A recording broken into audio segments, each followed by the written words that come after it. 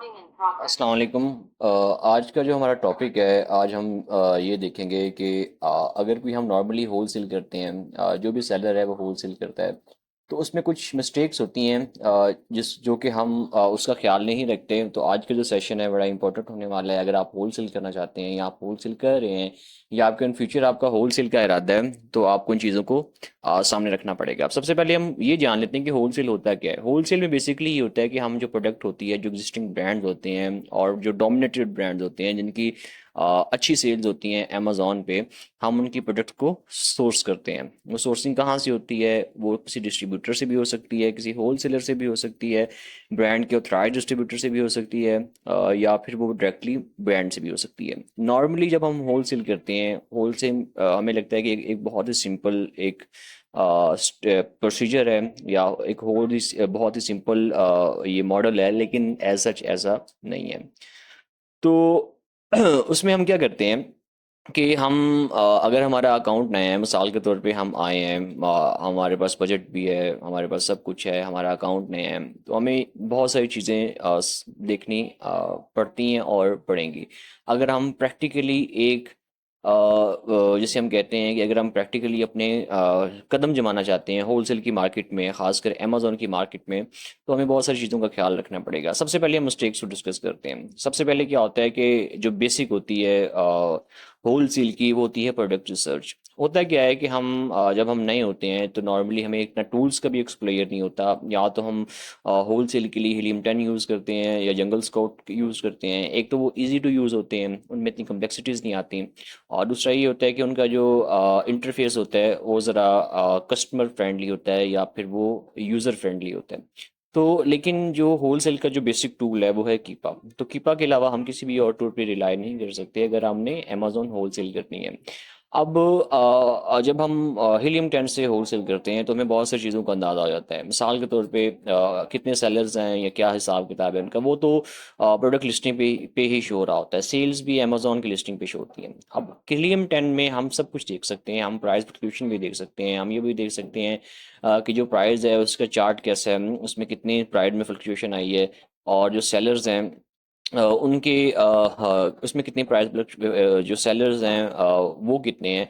मतलब हर चीज़ जो हम कीपा पे देख सकते हैं वो हम हीलियम टेन पे देख सकते हैं कमोबेश। लेकिन हम वहाँ पे बाय बॉक्स रोटेशन को मेजर नहीं कर सकते। हम कीपा पे जो सेलर्स हैं होते हैं, हम उनको नहीं देख सकते कि वो सेलर्स कितने कितने ईराम में कितने कितने सेलर्स थे और अब कितने सेलर्स हैं, या फिर आज से एक हफ्ता पहले कितने सेलर्स थे, 2 हफ्ते पहले कितने सेलर्स थे। तो ये सब चीज़ें हम हीलियम टेन पे नहीं देख सकते। दूसरा ये है कि हीलियम टेन पे हम ये भी नहीं देख सकते कि जो प्रोडक्ट है उसमें वो हाजमेड है कि नहीं है। उसमें हम बहुत सारी चीज़ों का, हम बहुत सारे जो फ्लॉज हैं रिगार्डिंग होल सेल, क्योंकि हीलियम टेन बेसिकली बना है product private label products research के लिए। होल सेल के लिए बेसिकली कीपा बना है। तो होता क्या है कि हम ऐसे प्रोडक्ट को चूज़ कर लेते हैं जिसमें कि जो बाय बॉक्स होता है, रोटेशन होती है, वो स्प्रेस्ड होती है। किसी टॉप सेलर के पास जो बाय बॉक्स की परसेंटेज है वो 90 होती है, 95 होती है। तो जब हम उस प्रोडक्ट के साथ लिस्टिंग कर लेते हैं तो हमें फिर बाय बॉक्स के मिलने के जो चांसेस होते हैं वो बहुत ज़्यादा कम हो जाते हैं। और नॉर्मली हम ये तो देख लेते हैं कि एक प्रोडक्ट 30 की है अमेजोन पे और वो हमें 10 की मिल रही है, तो हमें जो ROI आ रहा है वो 35% आ रहा है। लेकिन हम ये नहीं चेक करते कि जो 30 की प्रोडक्ट है वो आज से हफ्ता पहले कितने की थी, 2 हफ्ता पहले कितने की थी, उसकी एवरेज 30 डेज प्राइस क्या है।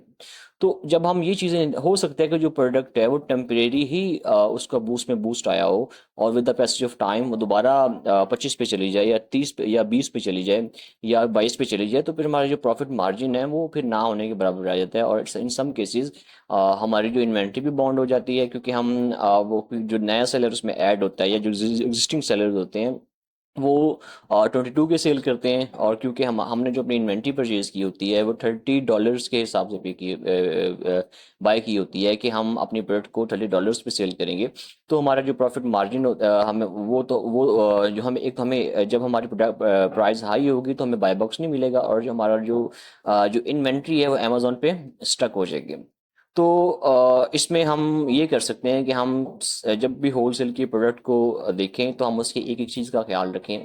उन चीज़ों में क्या आ सकता है, अव्वल तो बाय बॉक्स रोटेशन आ गई, प्राइस फ्लक्चुएशन नहीं होनी चाहिए, उसमें एफ पी एस सेलर्स होने चाहिए, उसमें रेटिंग्स हमें का ख्याल रखते हैं। हम कोशिश करते हैं कि एफ पी एस सेलर्स की जो तादाद है वो 3 से ज़्यादा हो, 4 से ज़्यादा हो, 5 से ज़्यादा हो, मिनिमम 3 हो। और उसके अलावा हम ये ख्याल रखते हैं कि जो सेल्स हैं वो हमारा हर किसी का अपना क्राइटेरिया होता है। हम कहते हैं 200 सेल्स हो, 300 सेल्स हो, 400 सेल्स हो। और हम ये ख्याल रखते हैं कि उस पर ब्रांड पे आईपी कंप्लेंट्स ना आ रही हो। आईपी कंप्लेंट्स को भी हम आगे डिस्कस करते हैं फर्दर। अच्छा, एक तो ये हो गया प्रोडक्ट रिसर्च को लेके कि हमारी प्रॉपर्टी जो प्रोडक्ट रिसर्च होती है वो प्रॉपर नहीं होती, उसमें फ्लॉज होते हैं। अब हम दूसरी मिस्टेक की बात करते हैं, वो है इग्नोरिंग आईपी रिस्क। इसमें क्या होता है कि हम जो हमारी जो प्रोडक्ट होती है हम उस पर ये चेक नहीं कर पाते कि ये जो ब्रांड है, जिस ब्रांड के साथ हम मी टू लिस्टिंग कर रहे हैं, ये आईपी कंप्लेंट्स भेजता है कि नहीं भेजता। होता क्या है कि जब हम किसी होलसेलर के साथ सोर्सिंग करते हैं और किसी ब्रांड के साथ मी टू लिस्टिंग करते हैं और उसकी जो प्रोडक्ट्स हम उसकी जो इन्वेंट्री ब्रांड की किसी होलसेलर से परचेज कर लेते हैं और लिस्टिंग करने के बाद हमें एक आईपी कंप्लेंट मिलती है, क्योंकि हमने चेक नहीं किया होता कि वो आईपी कंप्लेंट्स ब्रांड भेजता है कि नहीं भेजता।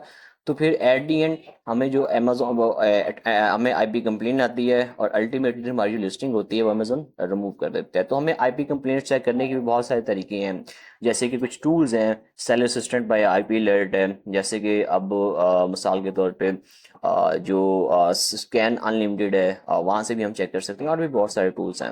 और उसके अलावा ये जो है board pro, by board pro, इस पे भी हम चेक कर सकते हैं। और भी बहुत सारे टूल्स हैं जिससे हम चेक आईपी कंप्लेंट्स को चेक कर सकते हैं। उसके बाद हम बात करते हैं रॉन्ग सप्लायर चॉइस। ये भी अमेजोन होलसेल के अंदर हम नॉर्मली क्या करते हैं, हम उन होलसेलर्स को टारगेट करते हैं जो कि बहुत ज़्यादा कॉमन होते हैं। या तो होलसेलर या डिस्ट्रीब्यूटर्स हमने गूगल से सुने होते हैं, या फिर हमें किसी ने रेफ़र किए होते हैं, या फिर किसी ने, हम देखते हैं कि हमारे फ्रेंड ने फलां फलां होलसेलर से, या हमारे जो हमारा कंपटीटर है उसने फलां फलां डिस्ट्रीब्यूटर से इन्वेंट्री उठाई है, तो हम भी उसी डिस्ट्रीब्यूटर के साथ अकाउंट बना के उससे परचेजिंग कर लेते हैं। लेकिन पाकिस्तानी केसेस में, या अगर हम ओवरऑल भी बात करें, तो जो अमेजोन क्या कहता है, अमेजोन ये कहता है कि आप किसी भी ब्रांड के साथ सोर्सिंग कर रहे हैं, किसी भी ब्रांड के साथ अपनी प्रोडक्ट बाय कर रहे हैं, तो आपने क्या करना है, आपने उस प्रोडक्ट से उस जो ब्रांड की जो प्रोडक्ट है, या तो वो अपने ब्रांड से लेनी है डायरेक्टली ब्रांड के साथ अकाउंट बना के, या फिर आपने ब्रांड के ऑथराइज डिस्ट्रीब्यूटर से लेनी है।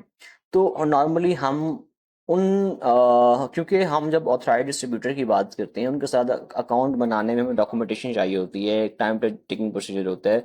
और कुछ डिस्ट्रीब्यूटर कहते हैं कि आपकी, मिसाल के तौर पे मेरा इरादा है कि मैं साइकिल पैड्स को सेल करूं, तो मैं साइकिल पैड्स की जो ब्रांड को, जिस ब्रांड्स के जो पैड्स मैं सेल करना चाह रहा हूँ, मैं उसके डिस्ट्रीब्यूटर के पास जाऊंगा, और जो उसका ट्राई डिस्ट्रीब्यूटर होगा, और ट्राई डिस्ट्रीब्यूटर की ये रिक्वायरमेंट होगी कि मेरी जो निच है, मेरी जो वेबसाइट है, मैं सिर्फ साइकिल पैड्स ही सेल करता हूँ।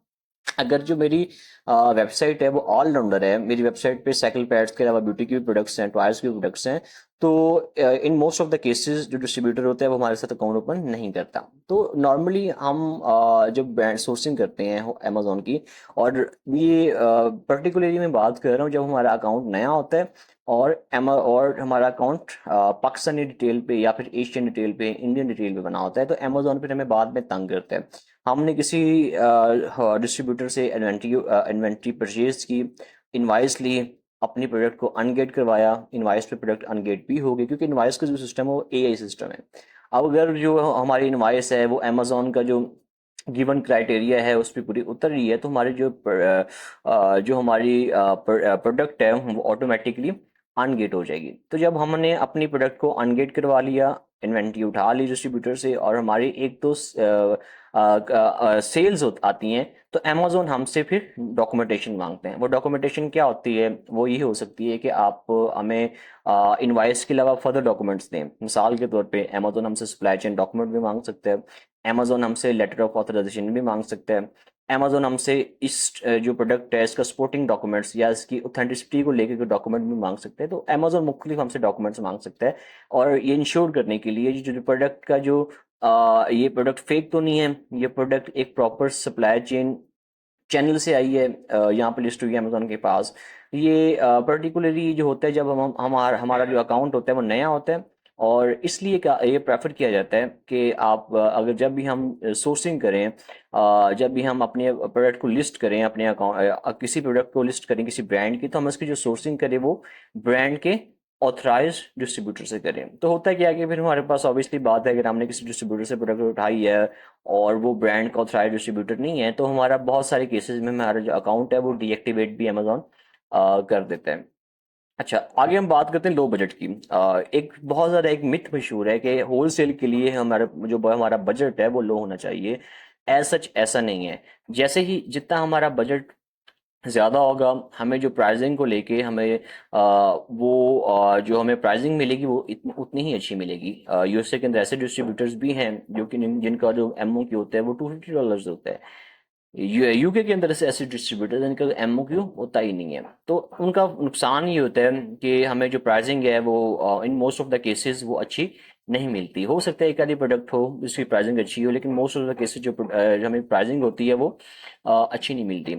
अच्छा, एक तो लो बजट, हमें कम से कम जो हमारा मिनिमम बजट होना चाहिए होल सेल के लिए वो $2000 तो होना चाहिए, ताकि अगर आपने अपनी प्रोडक्ट को सोर्स किया है और $2000 में से आप एक्सपेक्ट करें कि आपको जो रिटर्न ऑन इन्वेस्टमेंट आए वो 30 to 35% आए, तो आपको भी कुछ एक तो आपको बजट हाई होगा, तो फिर आपको जो प्राइसिंग भी अच्छी मिलेगी, और आप उन डिस्ट्रीब्यूटर्स को रीच आउट करेंगे जिनका एमओक्यू 2000 तक है, या फिर 2000